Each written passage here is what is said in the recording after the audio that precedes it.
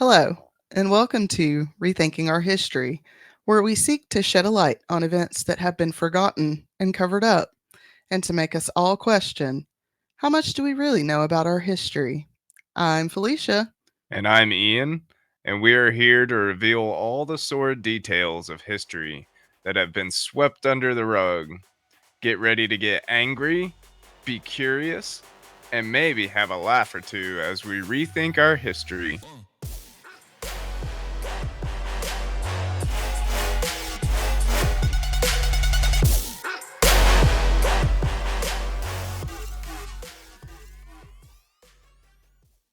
Hello, friends. Hey guys.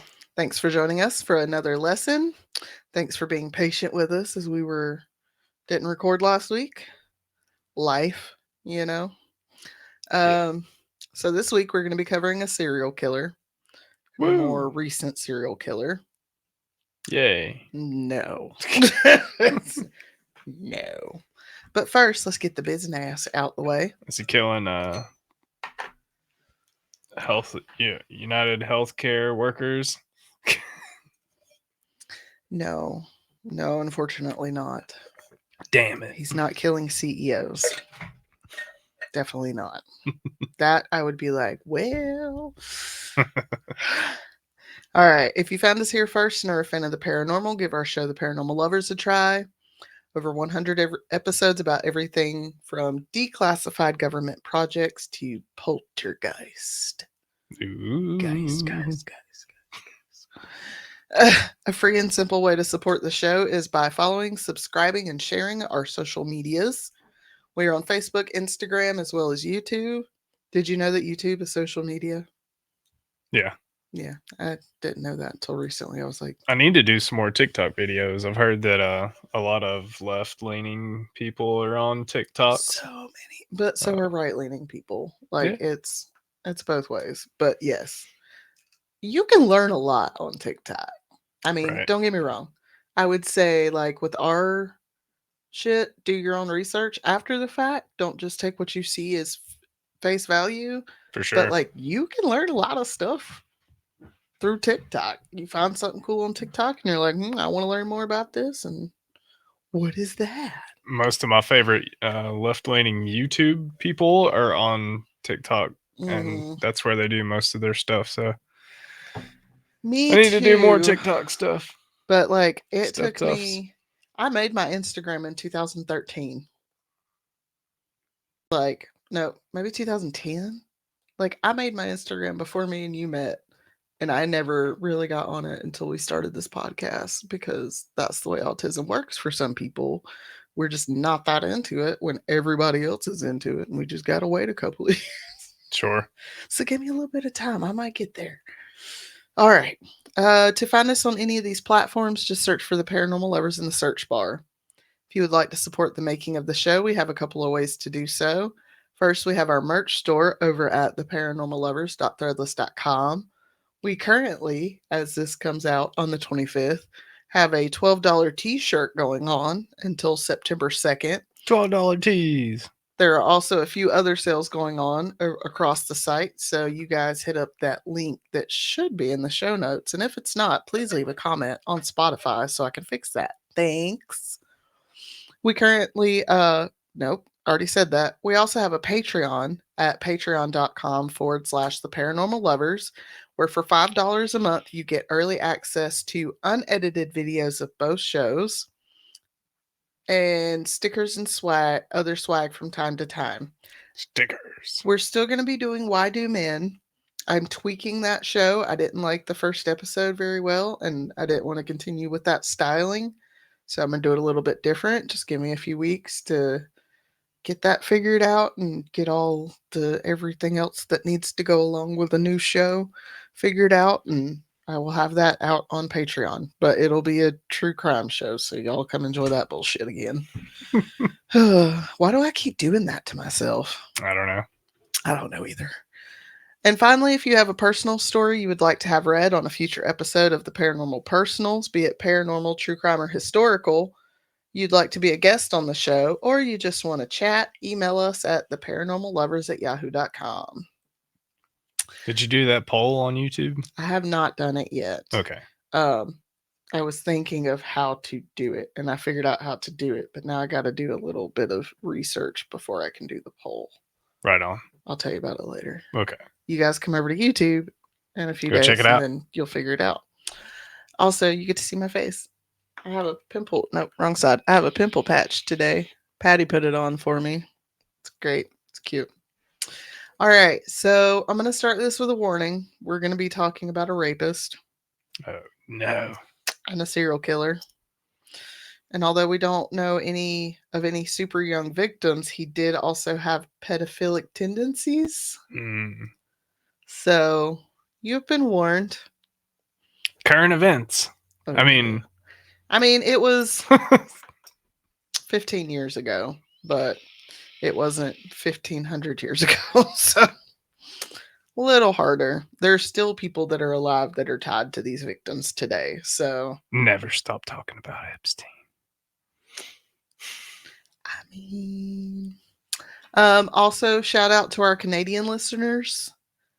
I'm sorry, y'all got some real fucked up people up there. I'm so sorry. Yeah. So this week we're going to look at the crimes of Russell Williams. Russell. Williams was a decorated veteran who was held in high regard.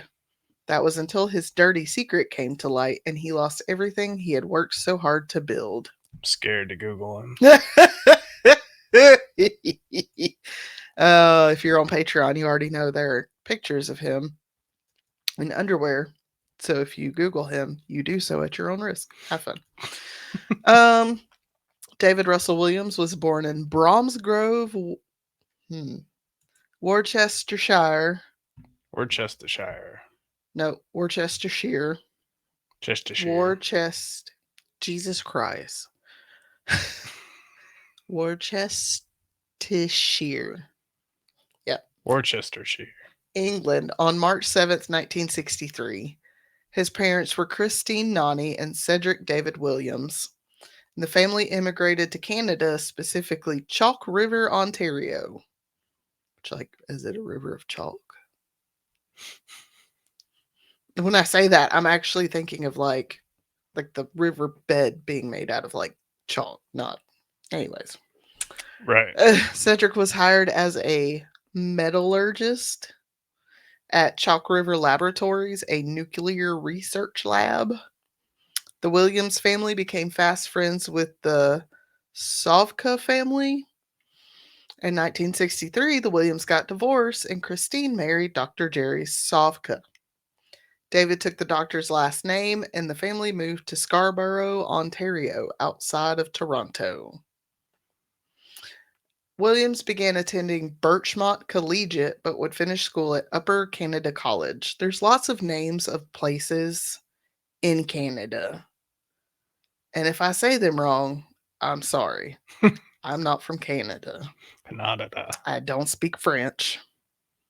Which is like this is like they speak a lot of we know they speak a lot of French up in Canada. Yeah. I can remember like how to count to like 6 and say mon petit chouchou. That's all I got. He had a paper delivery route and played the piano. During this time, his mother and stepfather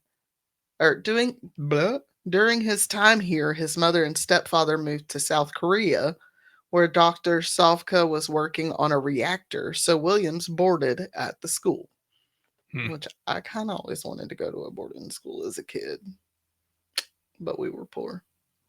Yeah. Williams then, that's really sad when you want to go to a boarding school as a kid. Yeah. Not a great home life. No. Williams then enrolled at the University of Toronto, where he studied economics and political science. Coincidentally, he attended, at least for a little while, at the same time as Paul Bernardo. If you don't know, Paul is half of the Ken and Barbie Killers duo. But during this time, he had not met his Barbie yet. He was, however, raping women and had been dubbed the Scarborough Rapist. Also, crazy fact, while Paul will never see the outside of a prison again, his cohort, his Bobby, Carla Homolka, is free and Wow. living her life, and she is married with children. Wow. And if you know what she did, that's fucking terrifying. Right. She got a sweetheart fucking deal with the DA's office or whatever the court's office is in Canada. She like turned him in. She acted like she was a victim of his, but and then she got a plea deal. And once the plea deal was set in stone, they found video evidence that said otherwise. Right. They made a deal with the devil, is what they call it. Damn. So the fact that he was at college at the same time as this guy, who was really a sick fuck, Yeah. I'm like, were they friends? Because y'all got some really weird tendencies. Sure. During this time, Williams began taking flying lessons at Toronto's Buttonville Airport. I want to go to Buttonville. Buttonville. He was also known to be a prankster, sometimes hiding in friends' rooms for hours just to scare them. He graduated in 1986, the year of my birth, with a Bachelor of Arts. Sorry, I have a gas bubble trying to work its way up. In 1987, Williams joined the Canadian Forces. In 1990, he received his flying wings and was stationed at 3 Canadian Forces Flying School at CFB Portage La Prairie, Manitoba. When I was writing that out, I was like, how many more words are in the title of this fucking place? Oh my God, it won't stop. For the next 2 years, William served there as an instructor. On January 1st, 1991, William was promoted to captain. In 92, he was stationed at CFB Shearwater, Nova Scotia. Oh, don't you know? I'm not sure why I did Nova Scotia with a Minnesotan accent, but whatever. I don't even know what the fuck that was. In the with the 430 no, yeah, 434th Command Sport Squadron. Here he flew the CC-144 Challenger in a patrol role. Didn't you want to fly planes? Oh yeah. Did you want to be like in the military flying planes, or did you want to just learn how to like fly jumbo jets? I wanted to be Tom Cruise in Top Gun. Top Gun. That's what it was. And But now we're like, nah. nah, now I still want to fly, but like I don't want to kill people while I do it. I mean, I would kill people, but I would kill the bad people. And I choose who the bad people are, not the government doesn't get to choose who the bad people are because the government are the bad people. I think that was the deciding factor. Yeah. You're like, oh, I don't want to work for them. They're not actually killing bad guys, so I mean, maybe a couple, but they're killing a lot more innocents. just hospitals.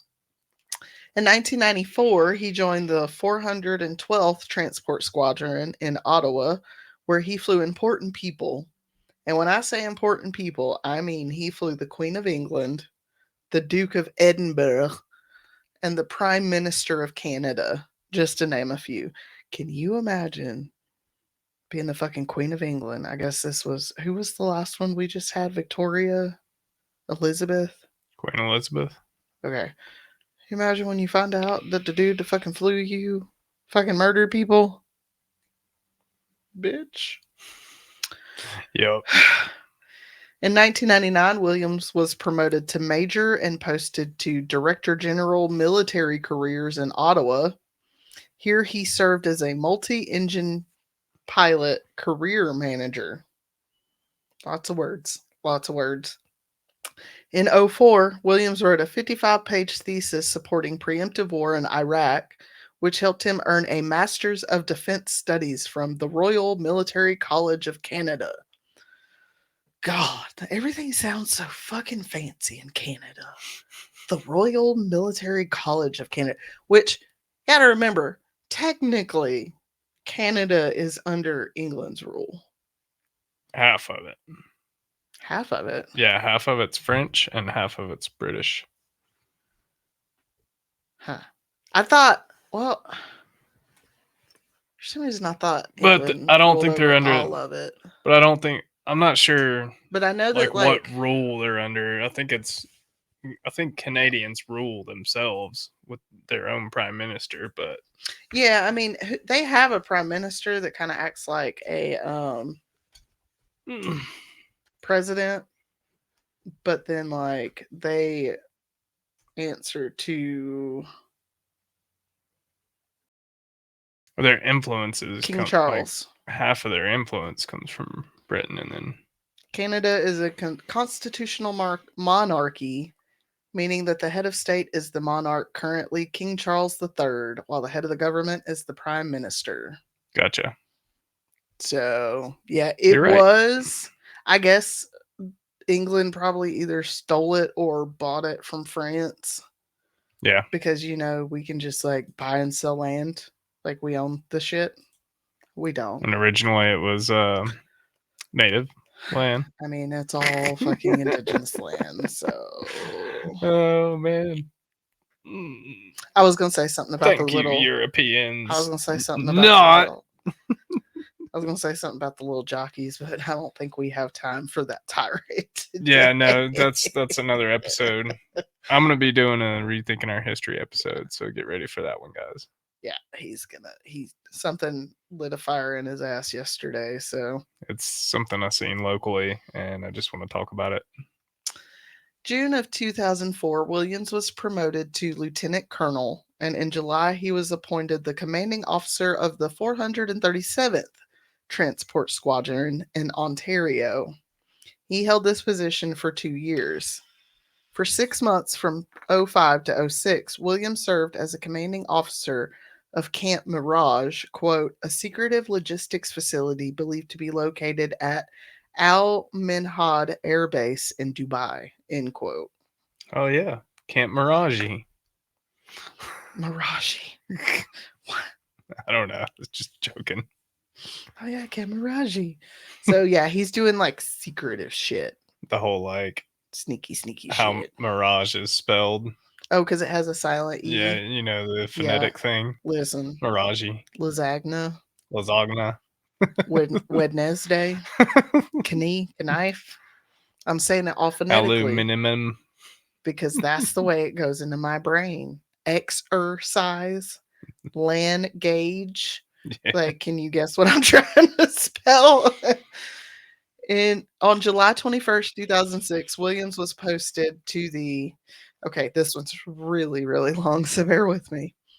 Directorate of Air Requirements. He served as project director for the Airlift Capability Project, Strategic and Tactical, and Fixed Wing Search and Rescue, where he worked under General Angus Watts.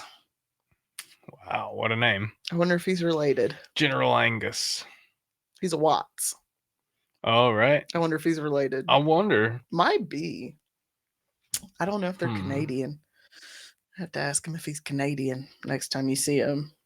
Seems like I remember him saying something about that, but I don't I don't know. know. I know that he was in the military, so We're talking about a guy from work. yeah, we're not going to say their name because we don't have their permission to say their name. But I know that he talked about because he told me about how he would shoot missiles in Germany on the mountainsides to create avalanches. Yeah, they were doing like safe avalanches, and they were. He's like clearing roads in Germany with. He said, "I ain't missiles. scared of no damn snow around here."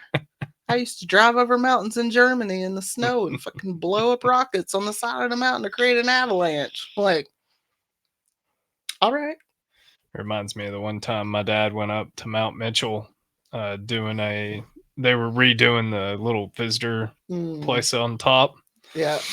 And he said there was 17 feet of snow.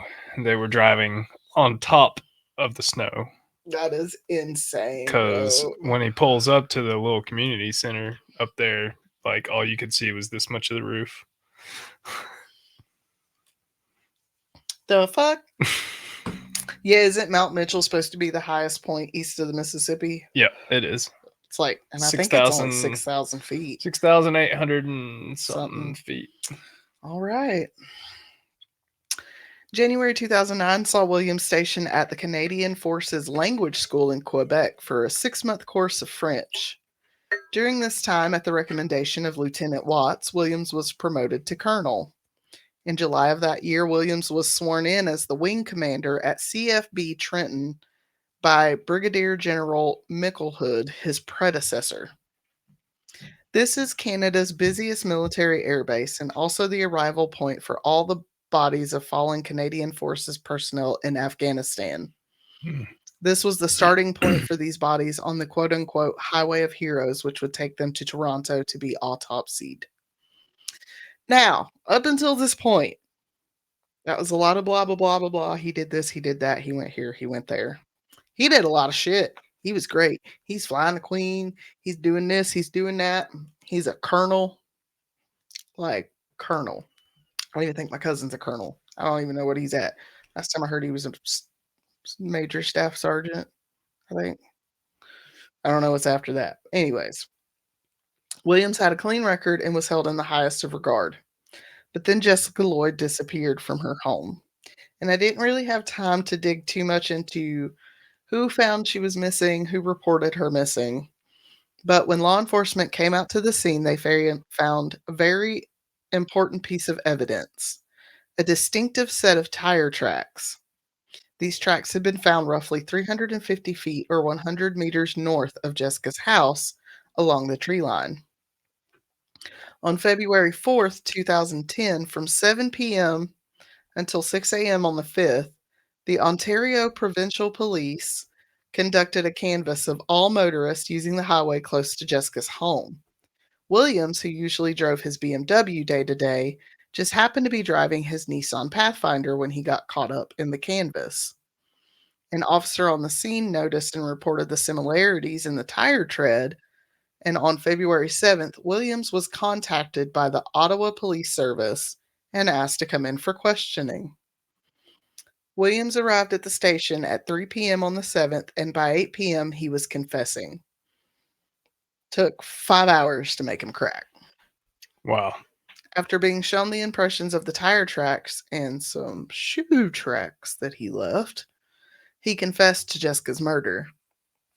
It was January 27th, 2010, when Williams first noticed Jessica running on her treadmill through her window. I want to put up curtains everywhere. Like, I do not like the thought of somebody staring at me through the window. Right.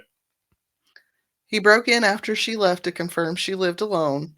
Then on the 28th, he broke into her home while she was asleep. He tied her up, blindfolded her with duct tape before raping her. But he wasn't done. He then put Jessica in his truck, took her out to one of his properties in Tweed, where he once again raped her before hitting her in the head with a flashlight and strangling her with a rope. Hmm. But rape and murder was not all he confessed to. On this day, Williams also confessed to Staff Sergeant James Smith that he had broken into multiple homes and assaulted several women. These crimes took place in Tweed, Orleans, and Ontario, where he and his wife, because yes, he's married, had several properties. But he didn't just assault women. Many of his crimes, and I mean crimes that he committed, not the crimes that he was charged with, included breaking into the rooms of women's and girls and trying on their underwear. Hmm. He liked to put on their underwear and then masturbate. Blah. Yuck. That was the picture I showed you. I was like, you need to get this scored into your brain. Yeah, there's like a ton of them on Google Image. Oh, it's so gross. Yeah. Like, it's just so gross. And listen, I have nothing wrong with a man in lingerie. I once had a friend with benefits who liked to wear a full body fishnet suit. Okay, no problem with it. But this is just, I don't know why it's gross. It's just gross. Because he broke in. Right. He was doing it to like kids and stuff too. I don't know that he ever assaulted a child or murdered a child.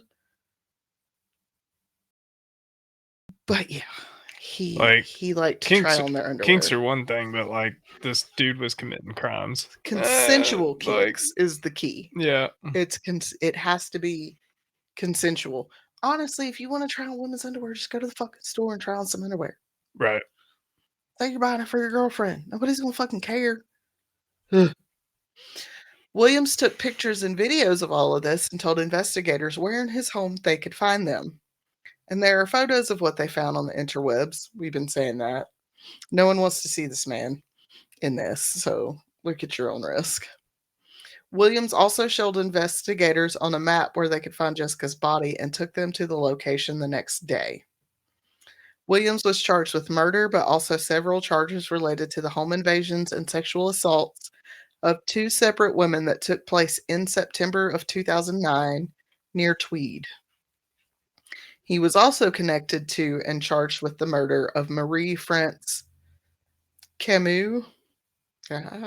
French, sorry. Marie was a 37-year-old military traffic technician based at CFB Trenton. Williams was her supervisor, and as such, he knew where she lived. He had begun to stalk her, and once her relationship ended, he knew she'd be alone and vulnerable. On November 25th, 2009, just 2 months before he attacked Jessica, he broke into Marie's home around 9 p.m. This was so he could get a lay of the house and, of course, to try on her underwear and take videos and photos because he's a fucking weirdo. Then between 10:30 and 11 p.m., he went and hid in the basement where he waited for her to return. When Marie arrived, Williams attacked her and tied her up before he raped her multiple times. Williams at first attempted to smother Marie with a pillow, but when that didn't work or was taking too long, he taped her nose and mouth shut with duct tape. Mm. I cannot. My biggest fear, like the worst way for in my mind to die, is any way that you lose oxygen. Yeah. Whether it's being smothered, drowning, being in a house fire, to have the duct tape, I cannot. On February 8th, the Canadian Forces announced an interim commander would soon replace Williams, and on the 9th, his bio was removed from the Department of National Defense website. Hours after Williams' arrest had been reported, police across Canada reopened cold cases of homicides that happened around where Williams had been stationed. And I don't know if any other have been connected to him or not. Again, I didn't look too deep into it. You can do the research if you're interested. Right. On July 22nd, 2010, Williams appeared before the Ontario Court of Justice via video from the Queint Detention Center. At his next video appearance on August 26, Williams waived his right to a preliminary inquiry. I'm sorry, my mouth broke. On October 7th, Williams appeared before the Ontario Superior Court of Justice, where his lawyer stated his client would be pleading guilty to all charges, which he formally did on October 18th. Why it took 4 times for them to get there, I don't know. But it did. And it actually gets worse, if possible. During the first day of the plea deal, many details of his crimes came to light in court. Like, for instance, the time he attacked a new mother while she slept with her baby. Motherfucker. It also came out that Williams had stolen and tried on the underwear of girls as young as 9. Jeez. In one case, he broke into the room of a 12-year-old and left a note saying thank you in French on her computer. Meh. Dude's twisted. I'm like, I swear to God, if I found this shit in my child's room, for one, she'd be sleeping at the foot of our bed and she'd never, ever, ever have her own bedroom ever, ever, ever again. Yeah. Because obviously that's not safe. But I would probably lose my fucking mind. Yeah. Between September 2007 and November 2009, Williams committed or attempted to commit 82 fetish-related break-ins. Jesus. Goddamn. That's crazy. It is crazy.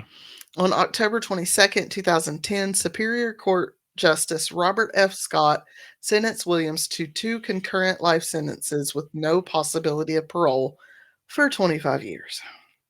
Because in Canada, life is not life. Right. You can go up for parole after 25 years. Hopefully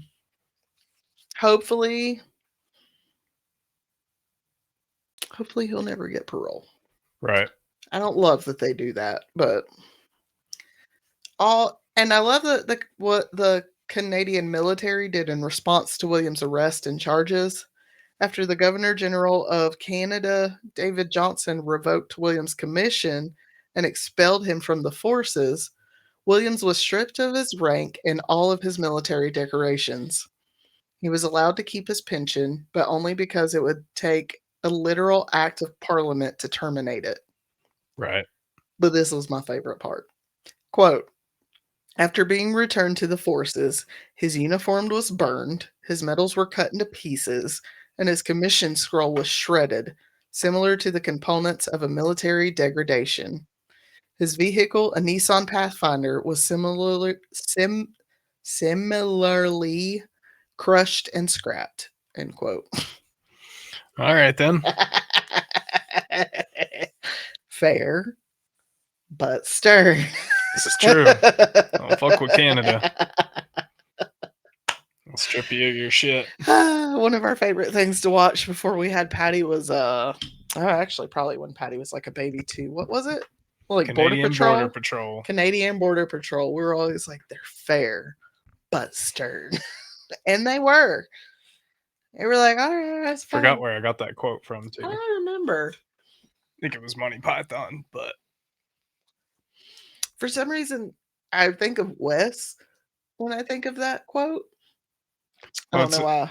It was some quote from a TV show where they're like, Canada, fair but stern. I think it was Canadian Border Patrol now that you say it. Right. Like, I think it was them. I think that's where we got it from. Williams began his sentence at Kingston Penitentiary. These words, man. Segregated. There's a fucking gnat. Ugh. From Gen Pop. But that prison closed, so he was transferred to the Port Cartier Institution, a maximum security prison in Quebec. Not fun fact. While at Kingston, Williams was once again in the same place as fucking Paul Bernardo. I wonder if Canadian prisons are the same way U.S. ones are. They get fucking. What do you mean? Beat. I don't think so. No. No, they're more. They really do strive more towards rehabilitation.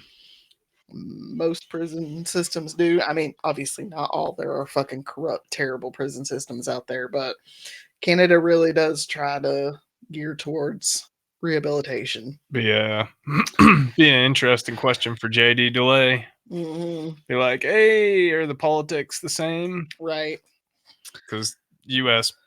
politics, well, U.S. prisons, the politics in them, it's they pretty much want to know what you're in for, and if you don't tell them, you'll get beat. They're gonna assume you're a child diddler. They're gonna find out anyways, eventually, and then you'll get beat again if you've done something in that line of work. Yeah. And it's just the politics in the U.S. prisons they're their own world. I'm fascinated by it though. Right. I'm really fascinated by it. We watched United Shades of America with W. Kamau Bell, and he went into Quentin. Right. San Quentin. And it's like, you got white people over here, you got black people over here, you got the Spanish-speaking people over here, but they're from Honduras and Ecuador and Mexico. Like, they're split up. Like, yeah, it's very, very political in the U.S. prison system. It's and to think that it's all privatized for profit. Yeah. It's set up that way so they can survive. Yeah. Unfortunately. Yeah, I mean, that's the direct cause of everyone splitting up like that. I have a feeling that it probably is. Like, even though the system itself is more geared towards rehabilitation, I feel like It's designed to keep people in there. prison is prison. The U.S. system is. I'm thinking like prison is prison, regardless if you're in the US or Canada or France or like Zimbabwe. Like, there's going to be a hierarchy and like those political cliques and stuff. Like, it's going to happen. I think Yeah. it's just going to happen. Prison's just set up that way. Prison's prison. The only prison that I've seen that's really, really been geared toward rehabilitation is like, I'm gonna say it was Scandinavia, or was it Norway? One of those like uh, Netherland countries. Yeah, they had it to where like murderers weren't even like, they didn't even lock their doors. They would just like live at a certain spot, and they would learn how to live life again, like without committing crimes. Like, That's an interesting and theory. they made it on an island, so like there was Okay. no getting off of there. I But had actually seen the Alaskan Avenger had put up a video last week, I feel like, Mhm. where he was talking about we have an island in the US where like the worst of the worst offenders that cannot be put back out in the population go, and it's on an island. The only Right. way you can get there is by boat. Yeah. And it's not Alcatraz. It's like, I want to say either like over in Oregon or like maybe up off the coast of like New England or something. Like, Mhm. it's in one of those really remote places that Yeah. like San Francisco's not across the water. Right. So we do have something, but it's not great. Yeah. Another thing Canadian forces did that kind of makes me love them because they are truly the nicest, although not without their issues. Right. Quote, on May 10th, 2012, the Canadian Forces announced that it had made a terrible mistake by publishing a booklet with a photograph containing Williams in the background and ordered 4,000 copies of the book destroyed. The photo was incidental to the subject matter of the book, but the image felt to be offensive. End quote. I was like, Canada is like, oh, sorry. Oh, so sorry. We should not have put that picture in there. Oh, scrap it. Do you know what he did? Scrap it. so offensive. We're so sorry. But also, don't look at these dead children that we buried over here. We're not going to talk about that. Trust the government. Yeah, don't trust any I government. told Sydney about that shirt the other day. I was like, I really want to wear it to work, but it's just a little too much. Yeah. She was like, yeah, where'd you get it? She'll wear it. Not at work, but she'd probably wear it out and about. Right.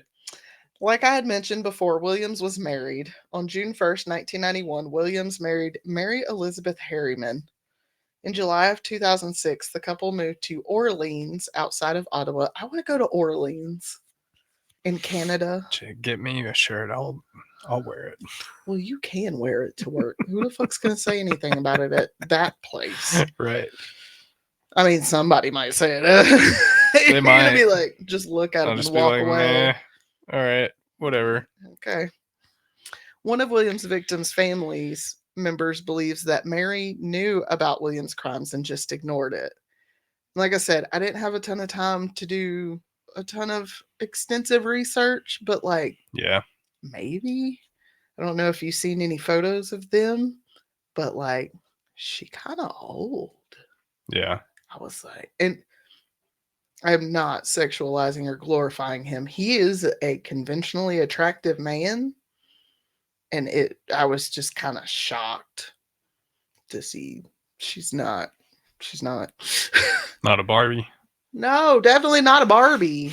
More like a nostalgia from Inside Out too. Yeah. Nostalgia that keeps coming. I remember the time. Right. It's not done yet. But either way, Williams is in prison, and even though he will technically be eligible for parole in 2035 or 2036, the year our child will graduate high school, No. I really hope he never sees the outside of a prison again. Right. Okay, Bill, any thoughts? That's a sick dude. Like, I don't understand it. I really don't. I've never looked at a person and thought, I'm going to have sex with them whether they want to or not. Yeah. No, I've never understood rape neither. Like, I don't get it. I don't get it. I mean, I understand the psychology behind it, how it's a They want power what they can't have. dynamic and there's like a power play. It's power and control. Yeah. That's all it always is. But also, like, dude, you're in the fucking military. You have flown the Queen of England. You have power and control. You don't need to murder people Right. or rape people. Yeah. Like, what the fuck is wrong? All right. Next week, Military makes people fucked up I don't know what by I'm going to do all the next shit they week, see. but it's going to be something better than this shit because I'm not okay. Because, like, I mean, if you think about military personnel, like, you see kids being killed and stuff, like, And I want to say, hang on, gotta fuck with your head and your more sense of morality. we'll Like, come right back to that while I'm thinking about it. Technically, he was only charged with the death of one person connected to another murder. So technically, he's not a serial killer, but it is possible he has more victims we just don't know about. right. Because a serial killer, you have to have 3 separate victims in 3 separate locations. Yeah. Anyways, back to what you were saying. Yes, I have a cousin who was in the military. He was in the 82nd Airborne and he went AWOL after 6 months Yeah. because it fucked him up Yeah. what he was being asked to do and what he witnessed. Yeah. And he was in for 6 months. Yeah. I mean, most of the newcomers, they shove them right in the front lines and Like, they see the most horrible shit, man. like I said, I have one cousin that's been in. They don't think about that when they're signing up. You know, Mm-mm. they don't know what they've just signed up to. Right. And so then they get over there and they see kids being killed and women being killed and raped, you know, and they're just like, what the fuck? I found And then eventually they get desensitized and yeah. become like this guy and just start doing sick shit to our own people. And that is one of my main problems with the military. And then what happens after they come home. A lot of these cases, I'm thinking specifically of the guy who recently killed his 3 daughters Mhm. in Washington State or whatever. Yeah. He was a veteran Yeah. who had PTSD and who had been struggling with his mental health since he came back from war. And people know this. And he was trying to get help through the VA, but Yeah. They don't have the right programs to like deal he with was it. not getting the help that he needed to deal. As someone who has PTSD, it's not like this cookie cutter bullshit you can just work through with talk therapy. No. You know what I mean? And so, like, yes, this man killed his children and he needs to be held responsible and accountable for ending the lives of these 3 angels.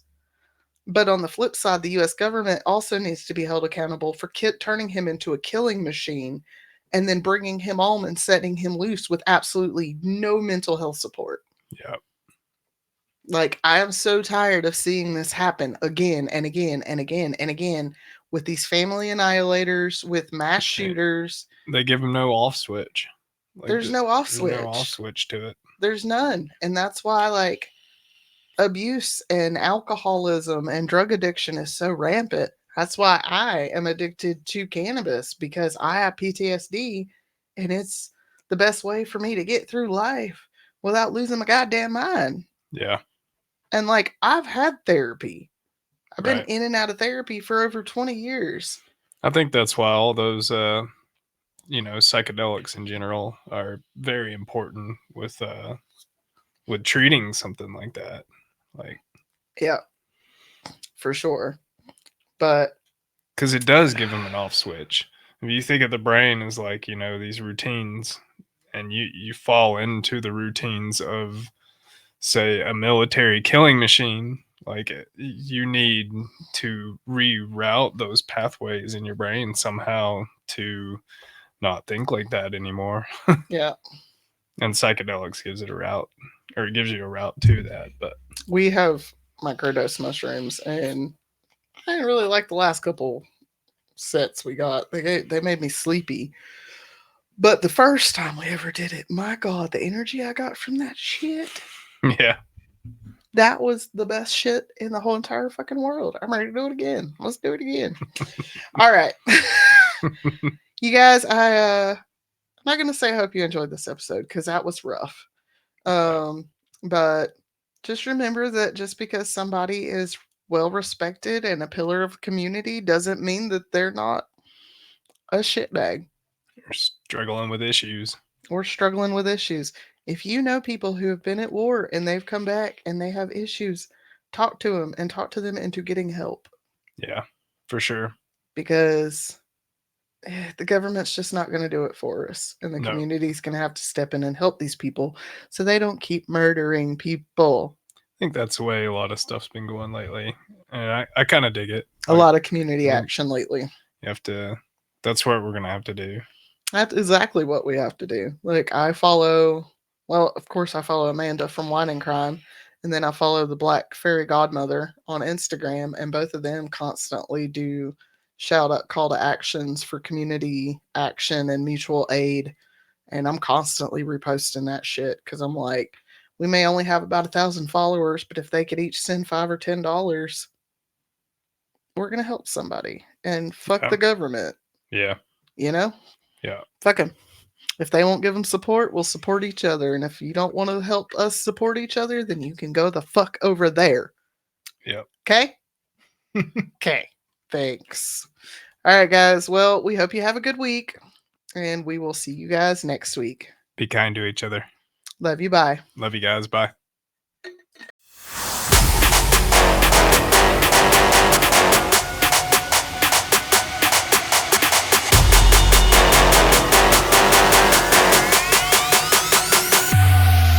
Uh.